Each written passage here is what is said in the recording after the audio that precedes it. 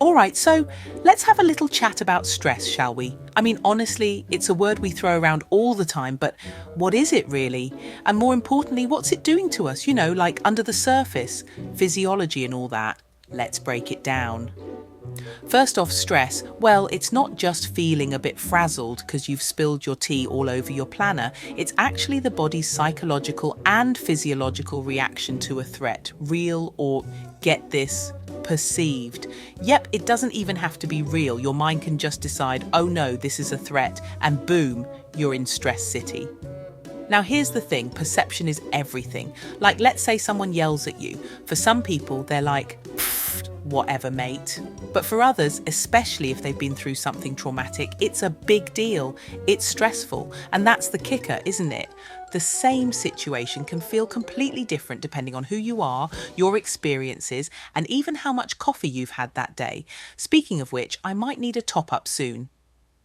So let's talk about where this word stress even comes from. Did you know it's from Middle English stresse, which means hardship, and Old French estresse, meaning oppression?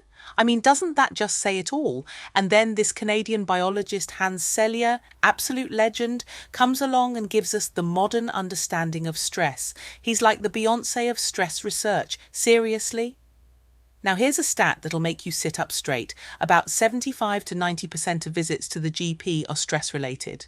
Let that sink in for a second. And in the US, stress is linked to the 6 leading causes of death.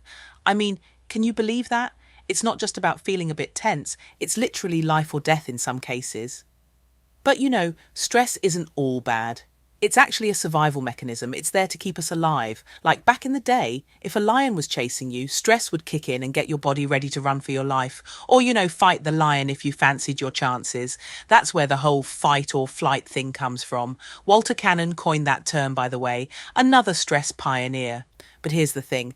Our bodies don't know the difference between a lion and, say, an email from your boss with the subject line, urgent. Same stress response. Wild, right? Now, Hans Selye, remember him? He came up with this thing called general adaptation syndrome. Fancy name, but it's basically the 3 stages of stress. First, there's the alarm stage. Your body's like, whoa, danger. Then comes the resistance stage, where your body's trying to cope with the stressor. And if it goes on too long, you hit the exhaustion stage. And that, my friends, is where things get messy.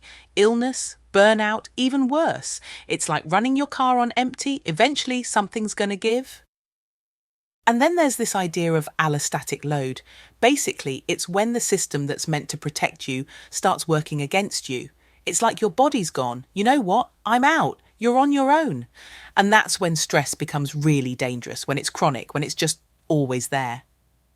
But here's the good news. Yes, there's good news. We can manage stress. It's all about activating the parasympathetic nervous system. That's the one that calms you down.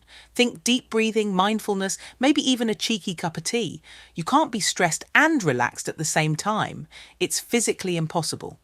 So, the goal is to switch gears, get your body out of fight or flight mode and into rest and digest mode. And let's not forget about cortisol, that stress hormone we all love to hate. It's great in small doses, like when you need to get stuff done, but too much of it, oof, hypertension, high cholesterol, heart disease, it's not pretty. So, yeah, maybe lay off the caffeine after 4 p.m. I know, easier said than done. So there you have it. A little crash course on stress. It's not all bad, but it's something we need to keep in check. And remember, a bit of stress, what Hans called eustress, can actually be good for you. It's the kind that motivates you, gets you excited, like, I don't know, finishing a project or finally organising that desk of yours. Not judging, mine's a disaster too. All right, I think that's enough stress talk for one day. Time for another cuppa. Take care of yourselves, yeah? And remember, deep breaths.